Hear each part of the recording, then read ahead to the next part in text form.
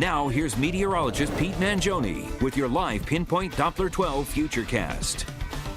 Well, more data continues to come in on that light snow event for early tomorrow morning, and it continues to look unimpressive. We'll talk about that coming up in just a minute. First, though, let's enjoy what happened today. These were your high temperatures, southern New England, and check it out. Smithfield got up to 52, Providence 50, Newport 50. The highest amount I could find was Taunton, Massachusetts at 55, New Bedford also at 55 degrees. So quite warm stuff. You can subtract about 20 to 25 degrees on average for the high temperatures throughout this week. So huge temperature drops on the way, courtesy of some Arctic air. The worst of which will be felt not until the end of the week. Satellite picture remains relatively active. Again, this weak little wave of a low pressure rides through late tonight, through early tomorrow morning, giving us a coating of snow. That would be about it. In fact, we can track the precipitation going hour by hour. Around midnight, still some rain showers, mild enough to keep the precipitation primarily liquid. Then as we go into the wee hours of tomorrow morning, say around 3 o'clock, you can see the rain starting to change over to snow. So it's mostly snow between about 3 and 5 o'clock in the morning.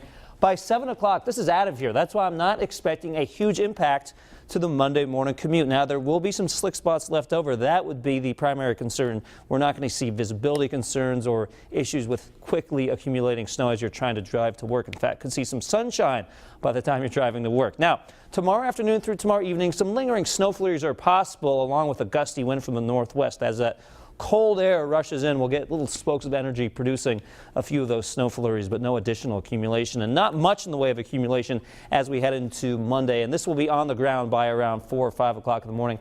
A dusting to an inch of snow, most of us much closer to that dusting than the inch amount. The inch amounts will be few and far between. So I will give you the yellow lights for Monday morning in terms of the commute. Slick roads, temperatures upper 20s to low 30s. So that rain which melts and also the snow could create a little thin layer of ice on some of those roads, some of which you will have trouble seeing. So just be mindful of that. And then as we head into the noon hour, notice how the temperatures don't change very much. That's because this cold air starts to rush in.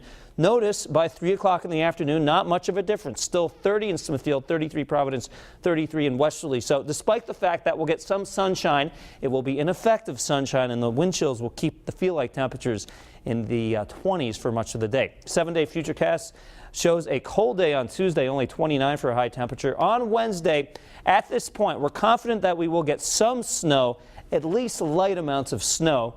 However, whether we see some heavier amounts, amounts over 4, 5, 6 inches, that remains to be seen. It's certainly a possibility. It just depends on the track of that storm, so we will continue to watch that for you.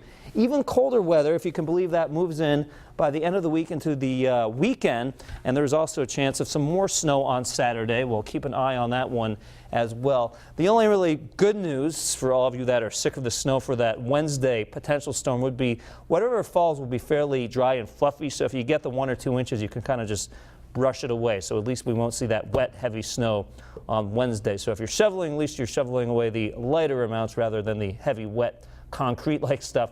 WPRI.com is the place to go for more weather updates. You can get updates for your Android phone and your iPhone. But unfortunately, the mild weather we saw this weekend, Kelly, that will be going bye-bye for the entire week. Yeah, I noticed, and all the way to next Sunday, the low is like 7 degrees. That could be the coldest day yet. So it's really next weekend where the coldest of the air moves in. So not really looking forward to that. All right, winter continues. Yes, all right, it does. Pete, thanks so much. Coming up on Eyewitness News on Fox, Providence, restaurant tragedy. Investigators discover the source of a